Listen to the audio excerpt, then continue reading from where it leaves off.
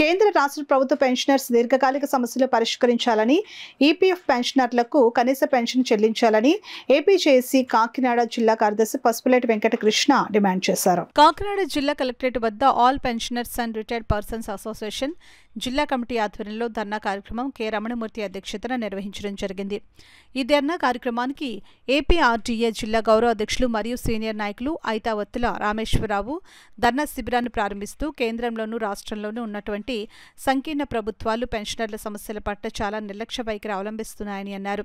2019 నుంచి పెన్షనర్ల సమస్యలు ఏ ఒక్కటి పరిష్కారం కాలేదని, ఒక ప్రభుత్వం మీద మరొక ప్రభుత్వం ఆరోపణ చేస్తూ సమస్యల్ని పక్కదారి పట్టిస్తున్నారు తప్ప సమస్యలకు పరిష్కారంగా రావాల్సిన పీఆర్సీడీఏ గ్రాడ్యుటీ మొదలైన బకాయిలు చెల్లించడంలో చాలా నిర్లక్ష్య వైఖరి అవలంబిస్తున్నారని అన్నారు.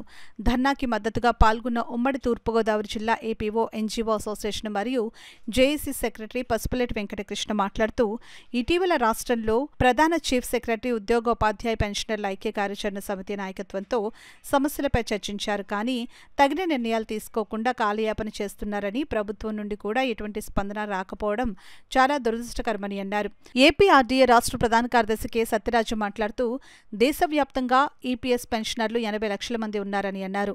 వీరందరికీ కనీస పెన్షన్ 9,000 రూపాయలు చెల్లించాలని గత 12 సంవత్సరాలుగా డిమాండ్ చేస్తున్నప్పటికీ కేంద్రంలోని మోడీ ప్రభుత్వం చాలా నిర్లక్ష్యంగా పట్టించుకోకుండా వ్యవహరిస్తోందని విమర్శించారు.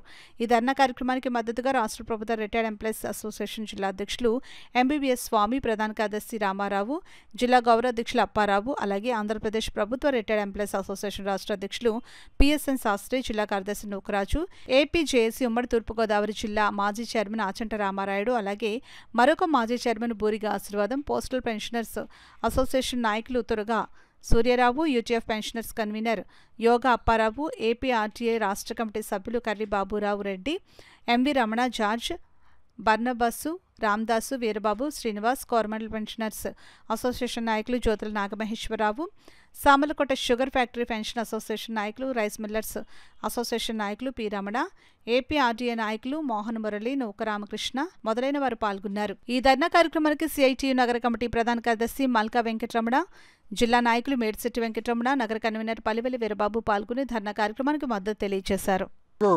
రాష్ట్రంలో అన్ని జిల్లా కలెక్టర్ కార్యాలయాల వద్ద నిరసన కార్యక్రమం ధర్నా నిర్వహించడం జరిగింది. ముఖ్యంగా కేంద్ర ప్రభుత్వ ఆధ్వర్యంలో ఉన్నటువంటి ఈపీఎఫ్ పెన్షనర్లు 80 లక్షల మంది ఉన్నారు.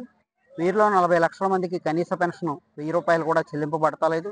అలాగే హయ్యర్ పెన్షన్ దరఖాస్తులు కూడా వివిధ కారణాలతో 14.5 లక్షల దరఖాస్తులను తిరిగి పంపారు. వాటన్నిటినీ పునఃపరిశీలన చేసి అర్హులైన వాళ్ళకి హయ్యర్ పెన్షన్ చెల్లించాలి. ఇక రాష్ట్ర ప్రభుత్వం, కూటమి ప్రభుత్వం వచ్చి సంవత్సరం గడిచింది. 20,000 కోట్ల రూపాయలు బకాయిలు ఉన్నాయి. గత పీఆర్సీ బకాయిలు ఉన్నాయి. అట్లాగే గత సంవత్సర కాలం నుంచి రిటైర్ అయిన ఉద్యోగులు, ఉపాధ్యాయులకి గ్రాడ్యుటీ పెండింగ్లో ఉంది, చెల్లించబడలేదు. ఇవి కాకుండా 12వ పీఆర్సీని అమలు చేయాలా, మరి ఎన్నికల వాగ్దానంలో వచ్చిన వెంటనే అమలు జరుపుతానన్న ముఖ్యమంత్రి ఈనాటికి కూడా దాని గురించి మాట్లాడతలేదు. ముఖ్య కార్యదర్శి సమావేశం పెట్టి కూడా అందులో ఏ రకమైన సమాధానం చెప్పలేదు. 4 డిఏలు బకాయి ఉన్నాయి. ఈ ఏరియర్స్ కూడా చెల్లింపబడలేదు. అలాగే కేంద్ర ప్రభుత్వ ఉద్యోగులకి 8వ పీఆర్సీ అమలు జరపాలా, ఐఆర్ ప్రకటించాలా పెరిగిన ధరలకు అనుగుణంగా. ముఖ్యంగా కేంద్రం తీసుకొచ్చిన ఆర్థిక బిల్లు 2025 ప్రకారం పెన్షనర్కి నష్టం చేకూరుస్తుంది. దీన్ని రద్దు చేయాలనే డిమాండ్తో ఈరోజు కాకినాడ కలెక్టరేట్ వద్ద ధర్నా చేయడం జరిగింది. ఈ ధర్నా కార్యక్రమం సందర్భంగా పెన్షనర్లందరూ ఐక్యంగా నినాదాలన్నింటినీ సమస్యలు పరిష్కరించాలని డిమాండ్ చేశారు. భవిష్యత్తులో రాష్ట్ర స్థాయి సదస్సు, అలాగే డిసెంబర్లో జరిగే శీతాకాల సమావేశాల సందర్భంగా జంతర్ మంతర్ వద్ద చలో ఢిల్లీ కార్యక్రమం నిర్వహిస్తామని, కేంద్రంలో ఉండే మోడీ ప్రభుత్వం, రాష్ట్రంలో చంద్రబాబు ప్రభుత్వం పెన్షనర్ల సమస్యలని పరిష్కరించాలని చెప్పి డిమాండ్ చేస్తున్నాం.